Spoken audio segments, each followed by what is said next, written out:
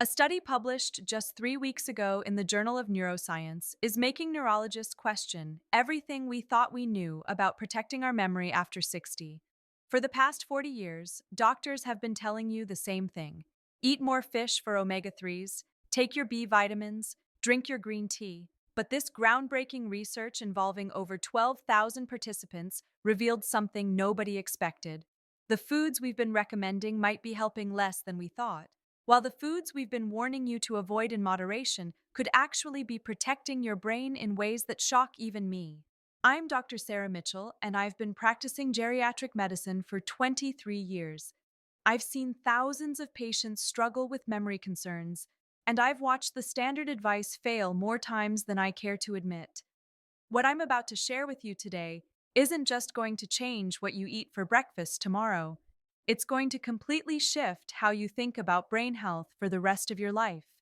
But before I reveal exactly which foods this study identified as the most powerful brain protectors and why they work so differently than we believed, you need to understand why the conventional wisdom has been missing a critical piece of the puzzle. And to explain that, I need to tell you about a patient who taught me more about memory and nutrition than any textbook ever could. Her name was Margaret Thompson. She was 67 when I first met her, a retired high school English teacher who prided herself on never forgetting a student's name, even decades after they'd graduated. Margaret came into my office on a Tuesday morning in early spring, and I could see the fear in her eyes before she even sat down. "Dr. Mitchell," she said, gripping her purse tightly, "I'm forgetting words, not just occasionally, every single day now.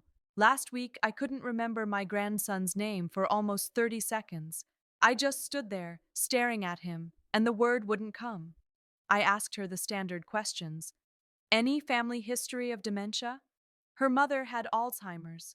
That made Margaret even more vigilant about doing everything right.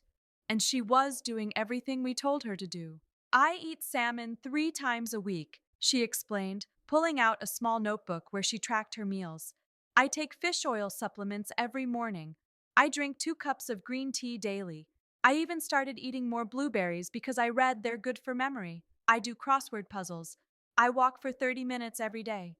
Dr. Mitchell, I'm doing everything the articles say to do, and I'm getting worse." I looked at her food diary, and honestly, it was impressive. She was following the standard brain-healthy diet to the letter: fatty fish, colorful vegetables, whole grains, antioxidant-rich foods. Everything checked out. So I ran the full panel of tests: blood work, vitamin levels, thyroid function, even a cognitive assessment. 6 weeks later, Margaret came back for her results. "Everything looks normal," I told her. "Your B12 is good, your thyroid is fine, no signs of diabetes or vascular issues. Your cognitive scores are actually above average for your age." "Then why am I forgetting?" she asked, and I heard her voice crack. Here's what I didn't know then, what none of us knew. Margaret's diet was missing something crucial: not a nutrient, not a vitamin, but a specific type of food compound that recent research has identified as potentially more important for memory after 60 than omega 3s, more protective than antioxidants, more powerful than anything we'd been focusing on. Over the next 18 months, Margaret's symptoms progressed. She started forgetting appointments. She'd repeat the same story in a single conversation. Her daughter called me, worried. Margaret was devastated. She kept asking me, "What did I do wrong?" I followed all the rules. I increased her fish oil. I added more supplements. I suggested she eat even more of the brain-healthy foods we recommended. Nothing changed, because I was working with incomplete information. We all were. Before I continue, I need you to do something for me. In the comments below, tell me honestly, have you noticed any changes in your memory in the past year?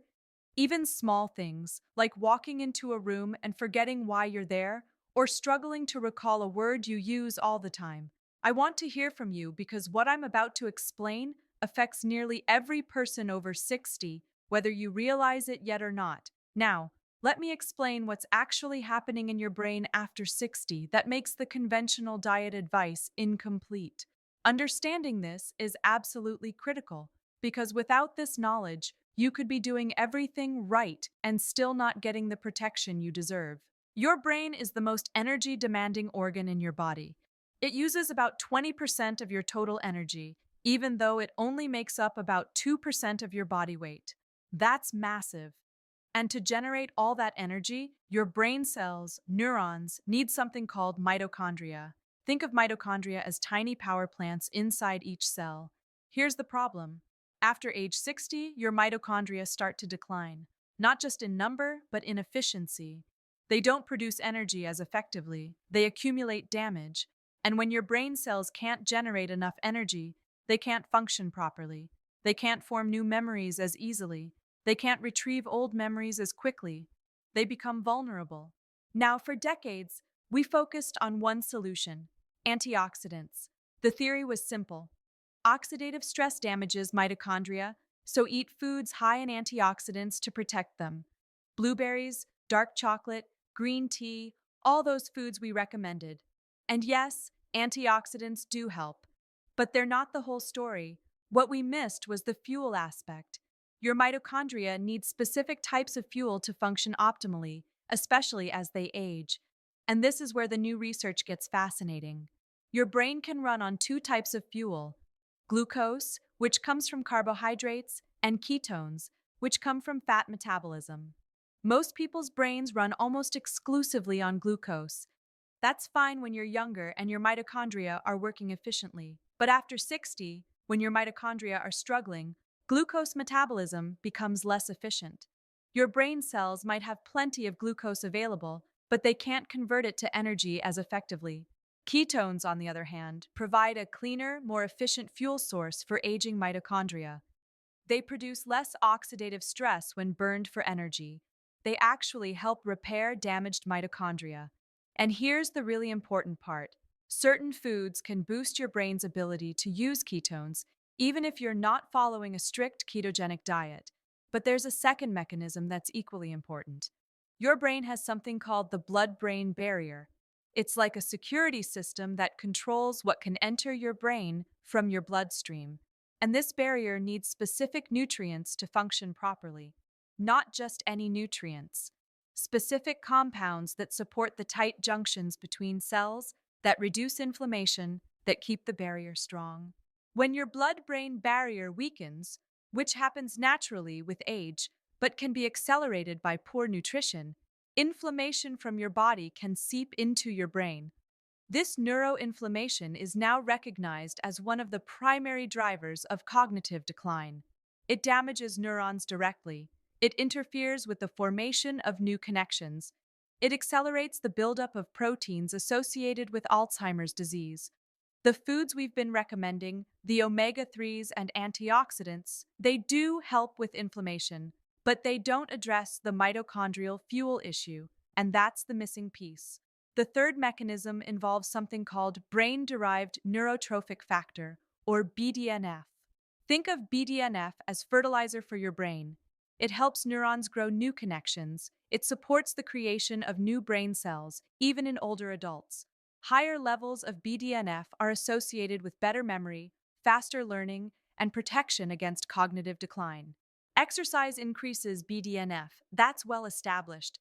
But what we've discovered more recently is that certain foods can dramatically boost BDNF production, sometimes even more effectively than exercise alone. And these aren't necessarily the foods we've been emphasizing. So now, finally, I'm going to tell you what that recent study found. The research, published in the Journal of Neuroscience, followed 12,000 adults over the age of 60 for 7 years. They tracked their diets meticulously, tested their cognitive function annually, and used advanced brain imaging to measure actual changes in brain structure. What they discovered was remarkable. The people who maintained the best memory and showed the least brain shrinkage weren't necessarily the ones eating the most fish or drinking the most green tea. They were the people consuming adequate amounts of a specific type of fat called medium-chain triglycerides, or MCTs, combined with foods high in polyphenols and foods that support gut bacteria diversity. Let me break that down because it's crucial. MCTs are a special type of fat found primarily in coconut oil and, to a lesser extent, in full-fat dairy products. When you consume MCTs, your liver converts them into ketones very efficiently, even if you're eating a normal amount of carbohydrates. These ketones cross into your brain and provide that superior fuel source for your aging mitochondria. The study found that participants consuming just 2 to 3 tablespoons of MCT rich foods daily showed 42% less cognitive decline over 7 years compared to those who didn't. 42%, that's massive. But here's where it gets even more interesting. The benefit was significantly enhanced when people also consumed foods high in specific polyphenols. Not just any antioxidants, but polyphenols like those found in extra virgin olive oil, dark cocoa, and certain spices like turmeric and cinnamon. These polyphenols work synergistically with ketones to reduce neuroinflammation and support the blood-brain barrier. And the third component? Fermented foods. Foods like yogurt, kefir, sauerkraut, and kimchi. Why? Because they support gut bacteria diversity, and we now know that your gut bacteria produce compounds that directly influence brain health. Some species of gut bacteria even produce neurotransmitters. When your gut microbiome is healthy and diverse, it produces more BDNF and reduces systemic inflammation that can affect your brain. The participants in the study who consumed all three components, MCTs, polyphenol-rich foods, and fermented foods, showed the most dramatic results. Not only better memory scores, but actual measurable differences in brain volume on MRI scans. Their hippocampus, the memory center of the brain, showed less shrinkage than expected for their age. Now, this flies in the face of some conventional advice. We've been telling people to limit saturated fats, including coconut oil. We've been so focused on fish oil that we overlooked other fat sources. And we certainly haven't emphasized fermented foods enough in brain health discussions. Let me tell you what happened when I learned about this research and applied it to my practice. I'm going to share 3 patient stories that illustrate different aspects of this approach. First, there's Robert. He's 72, a retired engineer who came to me complaining of brain fog and difficulty concentrating on his woodworking projects. He was already eating salmon regularly and taking multiple supplements. I suggested he add 2 tablespoons of coconut oil to his morning coffee, use extra virgin olive oil liberally on his salads, and start eating full-fat Greek yogurt daily instead of the non-fat version he'd been choosing. Within 6 weeks, Robert reported that his thinking felt clearer. He could focus on complex woodworking plans for longer periods. He wasn't losing his train of thought mid-sentence like before. His wife noticed he was sharper during their evening card games. Then there's Linda, 68, who had been experiencing what she called senior moments multiple times daily, forgetting why she walked into a room, struggling to recall names of people she'd known for years. She was terrified of developing dementia like her father had. Linda was already doing many things right, eating well, exercising, staying mentally active. But her diet was very low in fat because she'd been told for decades that fat was bad. I explained the research about MCTs and brain fuel. She was skeptical at first. "You want me to eat more fat?" she asked, but she was willing to try. She started cooking with coconut oil, added avocado to her breakfast, used full-fat dairy, and made sure to include extra virgin olive oil daily. She also added fermented vegetables to her lunch routine. 3 months later, Linda came back for a follow-up. "Dr. Mitchell, I don't know if this is placebo or what, but I feel sharper. I'm not forgetting words as much. I can remember my shopping list without writing it down, which I haven't been able to do in 2 years." Was it placebo? Possibly partially, but her improvement continued over the following year. Her cognitive test scores improved, and more importantly to her, she felt confident in her memory again. The third case is Thomas, 75, who had already been diagnosed with mild cognitive impairment. His neurologist had told him there wasn't much to be done except monitor the progression. Thomas was desperate. He'd try anything. I explained this wasn't a cure, that we didn't have enough research yet to make definitive claims about reversing cognitive decline, but that the emerging evidence suggested it might help slow the progression. Thomas went all in. MCT oil in his morning smoothie, olive oil on everything, full-fat yogurt with berries, dark chocolate daily, turmeric in his eggs, fermented pickles with lunch. He even started drinking a small amount of kefir. 6 months later, his neurologist was puzzled. Thomas's scores on cognitive testing hadn't declined. In fact, they'd improved slightly on several measures. I don't know what you're doing, the neurologist told him, but keep doing it. Now, I need to be very clear here. These are individual cases, not controlled studies. We need more research, but the mechanisms make sense based on what we know about brain metabolism, inflammation, and aging. And the initial data from that large study is compelling. Let me hear from you again. In the comments, tell me, are you currently using coconut oil or MCT oil? Have you noticed any effects, positive or negative? Your experiences help all of us learn. So, what should you actually do with this information? Let me give you a specific, actionable protocol that you can start implementing tomorrow. This isn't about completely overhauling your diet overnight. It's about strategic additions and modifications. Step 1. Add a source of MCTs to your daily routine. The easiest way is 1 to 2 tablespoons of coconut oil or MCT oil. You can add it to coffee or tea, blend it into a smoothie, use it for cooking eggs or vegetables, or even just take it straight if you can tolerate the taste. Start with 1 tablespoon and work up to 2 or 3 over a couple of weeks to avoid digestive upset. If you don't like coconut oil, full-fat dairy products also contain some MCTs, though less than coconut oil. Full-fat yogurt, whole milk, butter from grass-fed cows. Don't be afraid of the fat. Your brain needs fat. Step 2. Make extra virgin olive oil your primary oil for salads and low-heat cooking. Not the cheap refined olive oil. Extra virgin. The polyphenol content is significantly higher. Use it liberally, 2 to 3 tablespoons daily. Drizzle it on vegetables, use it in salad dressings, dip your bread in it if you're eating bread. Step 3. Add 1 serving of fermented food daily. This could be full-fat yogurt or kefir at breakfast, sauerkraut or kimchi with lunch, fermented pickles as a snack. The key is consistency and variety. Different fermented foods contain different beneficial bacteria. Step 4. Include polyphenol-rich foods regularly. Dark chocolate with at least 70% cocoa, a small square or 2 daily. Turmeric, either in cooking or as a supplement with black pepper to enhance absorption. Cinnamon on your oatmeal or in your coffee. Berries, especially blueberries and blackberries. These work synergistically with the MCTs. Step 5. Don't abandon the other brain-healthy habits. Keep eating fatty fish twice a week for the omega-3s. Keep eating vegetables in all colors. Keep moving your body daily. Keep challenging your mind.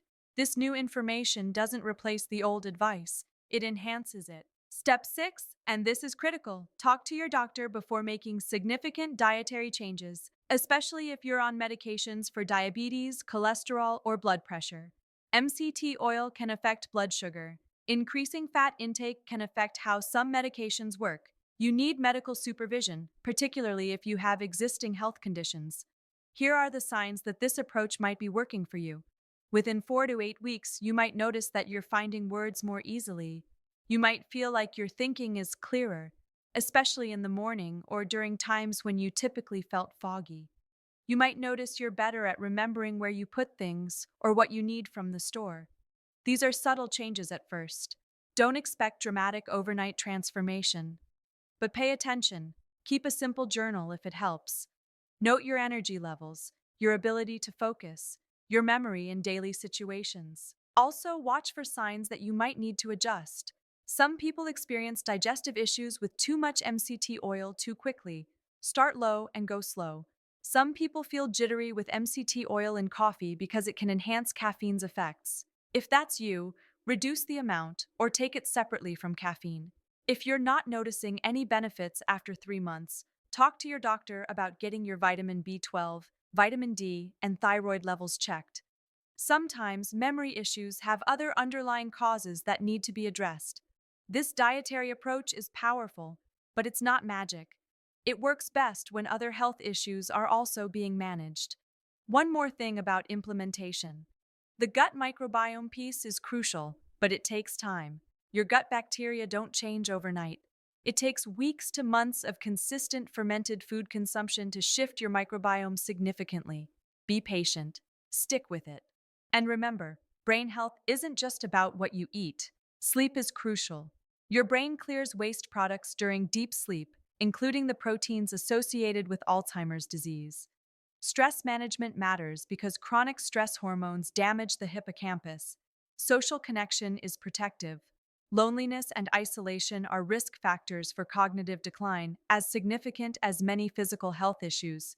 So here's what we know now that we didn't know even 2 years ago. Your brain after 60 needs specific types of fuel that become more important as your mitochondria age. It needs support for the blood brain barrier through polyphenol rich foods. It needs a healthy gut microbiome that produces brain supporting compounds. And it needs all of these things working together, not in isolation.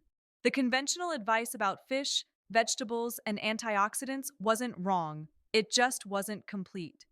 By adding MCT rich foods, emphasizing extra virgin olive oil, and including fermented foods daily, you're addressing the mechanisms that the old advice missed. Let me circle back to Margaret, the patient I told you about at the beginning. About 8 months after her symptoms started worsening, I attended a conference where this research was presented. I immediately thought of her. I called Margaret and explained what I'd learned. She was willing to try. She started using coconut oil daily. She switched to full-fat yogurt and added sauerkraut to her lunch. She drizzled extra virgin olive oil on everything. She added turmeric to her morning eggs and had a small piece of dark chocolate after dinner. I won't tell you she was cured, that would be irresponsible and dishonest. But over the next 6 months, her progression stopped. The word-finding difficulties didn't get worse. She stopped forgetting her grandson's name. She felt more confident, less afraid. I don't know if it's really working or if I just stopped getting worse on my own, she told me at her follow-up. But I feel better. I feel like I'm doing something to fight this instead of just waiting for it to get worse. And maybe that's part of the power of this approach. It's actionable. It's something you can control when so much about aging feels out of your control. Here's what I want you to take away from this.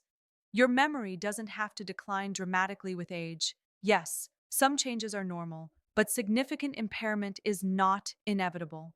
And the newest research suggests we have more power to influence our brain health through diet than we previously believed. The combination of MCT-rich foods for ketone production, polyphenol-rich foods for inflammation reduction and blood-brain barrier support, and fermented foods for gut microbiome health appears to address multiple mechanisms of age-related cognitive decline simultaneously. We need more research, absolutely, but the science we have is compelling, and the risk is minimal for most people. If you found this information valuable, I need you to do 3 things. First, hit that like button so more people over 60 can find this information. Second, subscribe to this channel and turn on notifications because I'm going to keep sharing the latest research on healthy aging as soon as it comes out. And third, share this video with someone you love who's over 60, your parent, your spouse, your friend who's been worried about their memory. Knowledge is only powerful when it's shared, and this information is too important to keep to yourself. Next week, I'm going to talk about the latest research on exercise and brain health after 60. We're going to cover why the type of exercise matters more than the amount, and why what you've been told about cardio might be incomplete.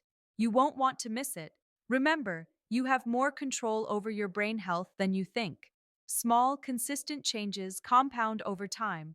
Start tomorrow with 1 tablespoon of coconut oil. Add some extra virgin olive oil to your lunch. Have some yogurt or fermented vegetables. One step at a time. Your brain has carried you this far. It's time to give it the fuel it needs to carry you even further. Take care of yourself, and I'll see you next week.